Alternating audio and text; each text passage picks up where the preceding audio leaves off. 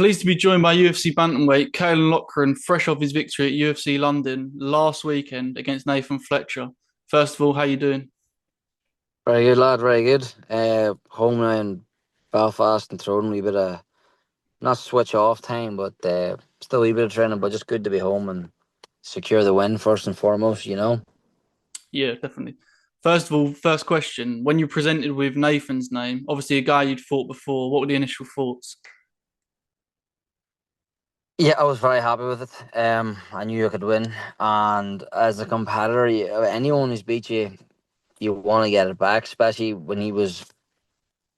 After I lost him. I moved to a big rival gym in the city, like just literally 2 mile, 3 mile from his gym is mine. So there was always that, like, they had that one over me and us, even though it was before I joined the team, but just they had that win. So you always want to get that one back. But I didn't really take that into it in the fight. But it was probably one that I thought would have happened when I signed with Cage Wars. For whatever reason, it didn't. But I got it on the bigger stage, got it in the UFC. So now I was really happy with it, lad. Thank God. Yeah, of course. Obviously, you was 1-2 in the UFC going into this one. Was there any Yeah. pressure, like internal, external, that you was fighting for your job? Of course. I honestly didn't really wouldn't say it felt like pressure, but there was definitely a realization that if I lost, I wouldn't be getting the contract. Uh, so thank God I got the win, and they're going to talk. My manager Malky is based in Miami, and they were talking the other night with Shauna. They're sitting down to discuss who's next. So it's all very positive now. Thank God. So they're when the UFC's was it is next weekend. The UFC's in Miami, isn't it? Yeah, April 12th. So yeah, for the Vulcan that. So they're getting chatting then about who the next opponent and that is. So of course, lad, if I'd have went 1-3, I wouldn't be sitting here thinking I'm going to get a new one. But got the win, thank God. So, but I that was not wouldn't say pressure, but definitely a realization that that was on the cards. You mentioned the gym obviously being in Liverpool. I heard you Yeah. before this fight. You mentioned you'd been over in America end of last year, roughly. Why did you feel the need to go over there? Well, twice. I went in September for like 3 weeks, and then I started my training camp this for Fletcher in January for like 3.5 weeks again. Just the mat and to prevail of the UFC PI. My head coach, Mike and John thought I needed to travel, get some new looks and stuff like that there. Then Mike's son Jack, probably like the top amateur in the UK right now at lightweight. He came with me and my brother. So we took three lads over. Was really good. Just again prevail the UFC PI spar guys like Manel Cape and Dan Ige and Pachi Mix the Bellator bantamweight champion. Just really high level guys every day. And then have the nutrition side of it with the UFC PI, as well as just like the experience of living. Like what a privilege, like what a great life, like to be able to just go over to Vegas and train with some of the best guys in the world. Uh, and then again, all free. Once you're there, it's free to train, it's free to eat, it's free to get a massage.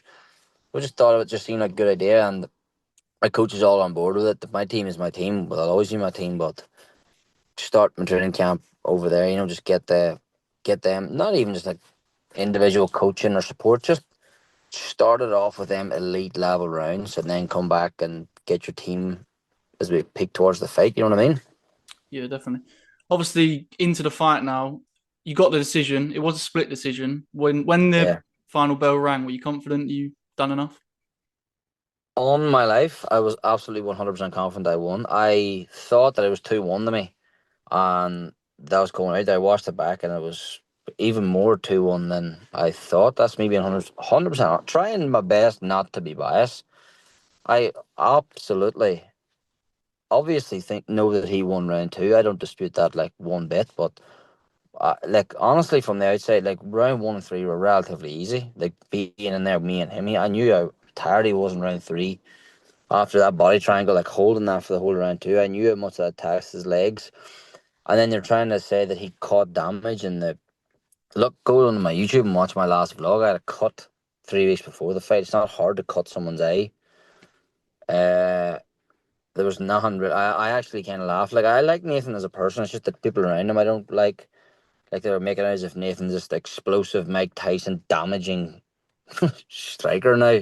All of a sudden, I never thought one time at any stage of the fight that anything he didn't hit in any way impactful. Trying to give him that round on a spinning elbow, which was a good shot. I never seen it yet. But trying to give 4 minutes and 48 seconds of a handy enough round because of that, even when I wasn't rocked, is just absolutely ludicrous what they're saying, if you ask me. But yeah, I was 100% positive I won. But then you're not confident because you're completely out of your hands. Like I thought I won rounds 1 and 2, but that's you're never confident until the judge says that. You know what I mean? Or the Bruce Buffer announces that.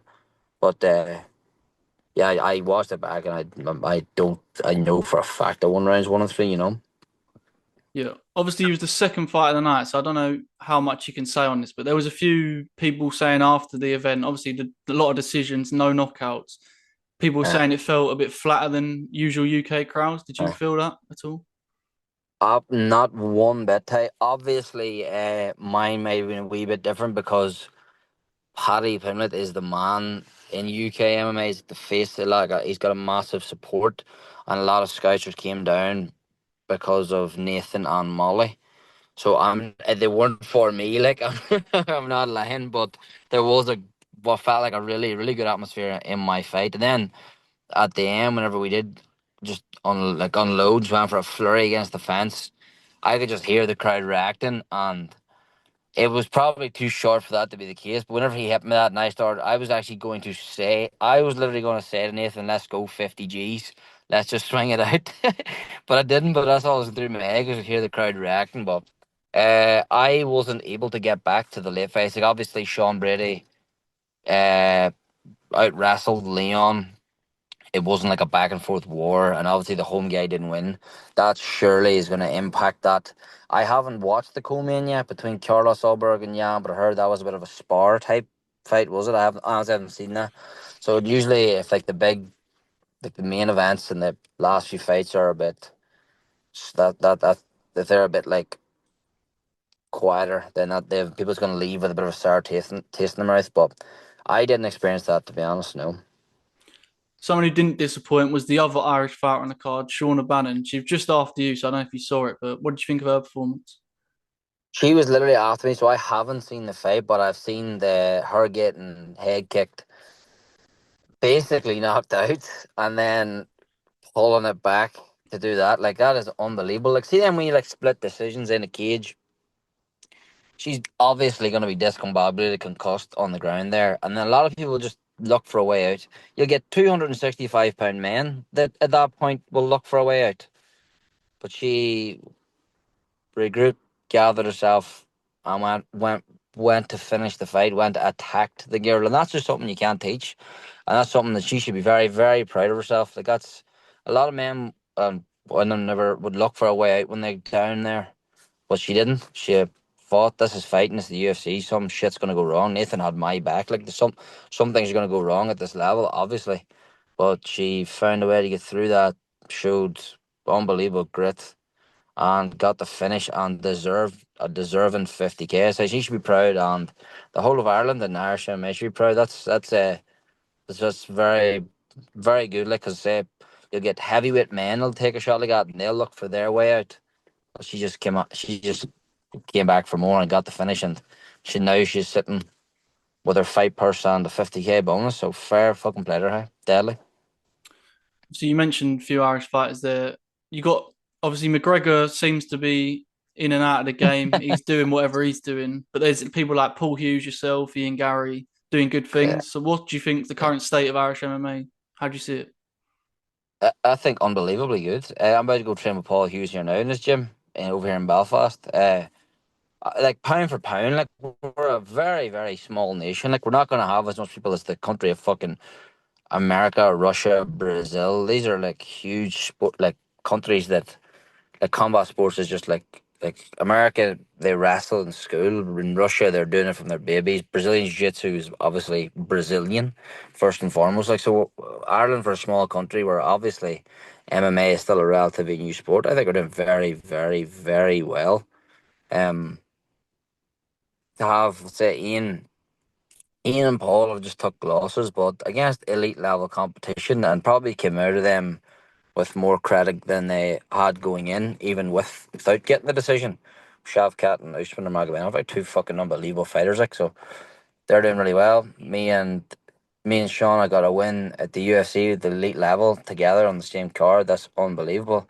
Now we've actually got Reese fighting this Saturday. Like, that could be a really, really good start to the year. But aye, Khabib says Ireland don't have fighters. He's fucking wrong. He's fucking wrong. Yeah, for sure. Looking forward for yourself now. When do you think you can get back in there?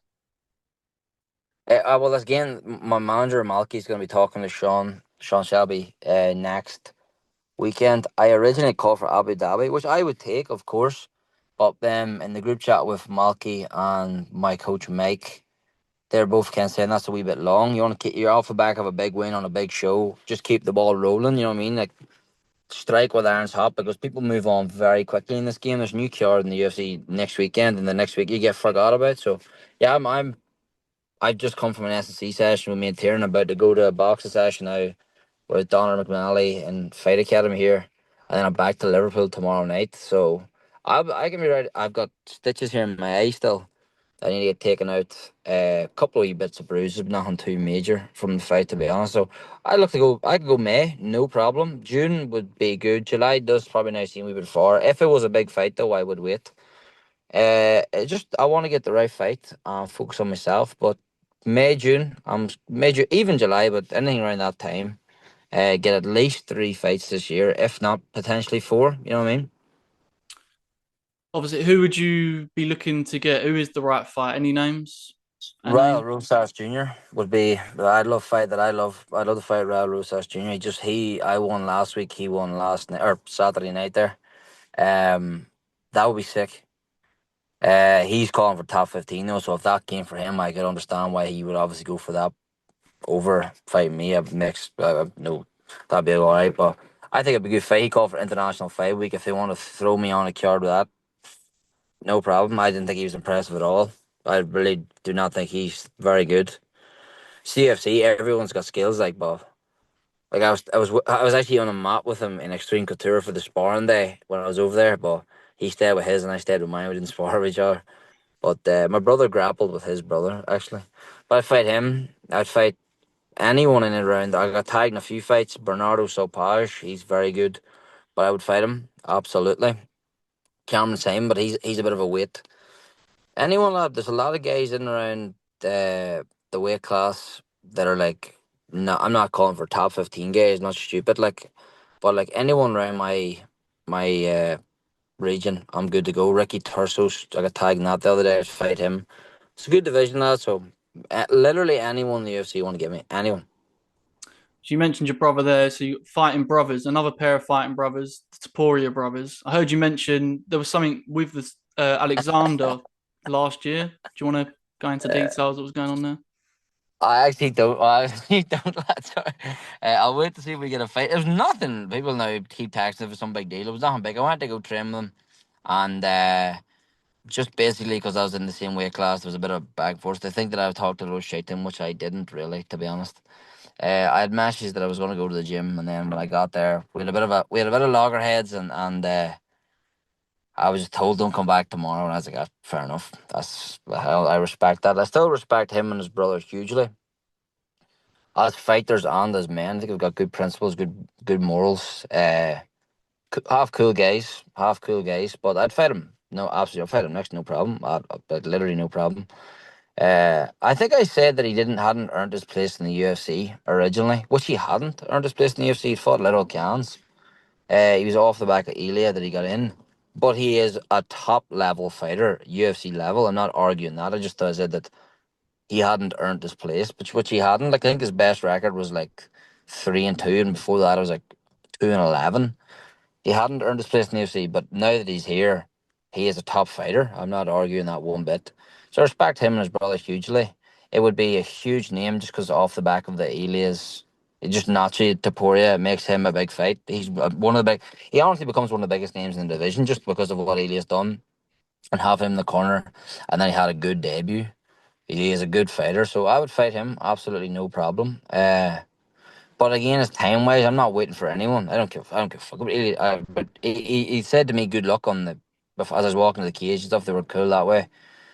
Shook Elias' hand. He said, "How are you?" But like, I'm not waiting for them boys. Like, he's probably gonna wait now for Elia to fight, and then he'll look to fight. But I'm thinking about Caolan Loughran. Like, whoever the UFC want, I'm thinking about May, June. Like, if he could do that, 100%. But I think that's usually how they seem to work it. Like, he'll fight, then he'll focus on Elias' fight. But I'm not waiting for that. Like, do you know what I mean?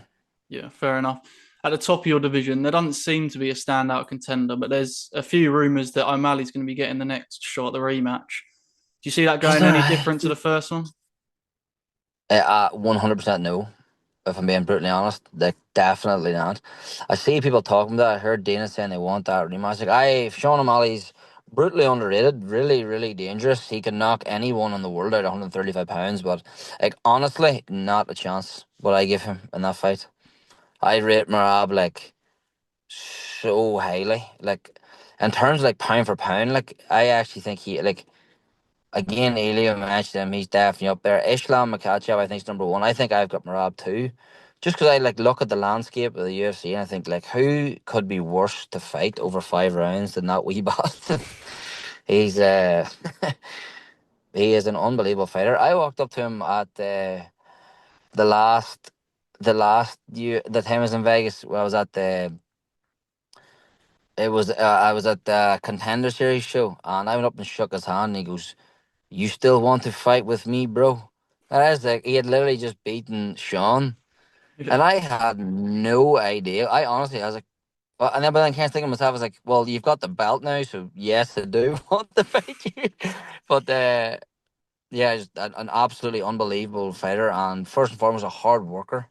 To fight the way he fights, you can't just rock up on a Saturday night and decide to fight that way. You have to train and live that way. So I know I have huge respect for Merab, but I don't think Sean can beat him. His takedown defense looked too poor. Defense looked too poor. Another fight in your division next month now is Sandhagen versus Figueiredo, 5 rounds. How do you see that going? Jesus, I never even thought about that. I actually completely forgot about that fight. I think I would edge Corey points there, probably. Good fight. Really good fight.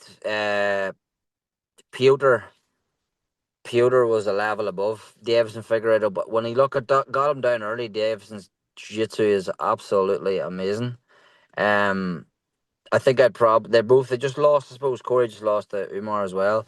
I think I'd probably edge Corey on points there. Just to slightly outstrike him on the outside, you know. But that's another good fight. I actually forgot that fight was happening, to be honest. Yeah, I'll end it with a few more predictions outside of your division. There's three potential fights that everyone's talking about. You got Jones, Aspinall, Yeah. Makhachev and Topuria, and Chimaev versus Dricus. How do you see those three? Jesus Christ. I haven't a clue.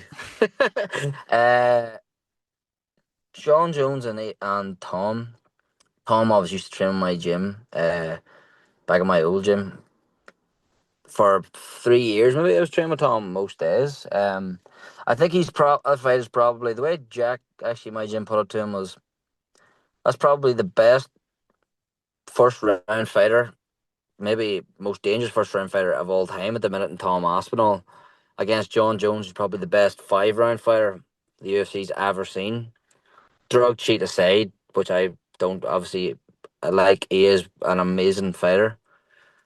It's that first round if he can get out. Now, if John Jones is a very crafty fighter, if his thing is to avoid getting hit with the right hand, I would think that he can. If you own me to bet, I'm never betting against John Jones, and I'd probably say John Jones gets him down and wilts. But Tom Aspinall is a very dangerous man. Do you know what I think? The thing about Tom is he's like it's just his feet, the speed of his feet. He's on his toes. Where a lot of these heavyweights are like big robotic, fucking out of shape guys for a lot of them until you get to the top five. And like the first time I think they feel that speed, it's kind of too late. They are knocked out. So He's a very dangerous man, but I think I'd probably edge John Jones points. Who was the other ones there, lad? Sorry. Oh, Ely and Makhachev and thing. Ilya. Yeah, Do you know what it is? I think Ilya or Makhachev, it's time for him to move up. Like he looks to me like even rehydration seems to be getting him at the minute. I think he's the best fighter in the world, but that wee bastard in front of you, if you're rehydration, if you are too big for the weight cut and you're cutting a lot of weight, he can definitely. I picked against Topuria for Volk and Max, and I said I'd never do it again, but I would probably do it again. I'd probably go Islam Makhachev there to get him. And then I think Khamzat will destroy Dricus Duplessis. Just because I've picked against Dricus Duplessis, I'd say fucking 10 times. I think I was wrong 10 times, but I thought Robert Whittaker would cause Khamzat Chimaev problems. I was very fucking wrong. And yeah. I will never ever bet against that bastard in my life ever. I would not I'd have to go with him to win that. Like the same way he wins against everyone quick. I think that's everything covered. I'll give you the last word. Any sponsors, teammates, friends, family you want to shout out? Yep, O'Neill's new sponsorship. Fucking hit them up. O'Neill Sportswear. That prize guy, Bamberg Construction, Concordia Clinic, and Frequency Fitness. Could never forgot it.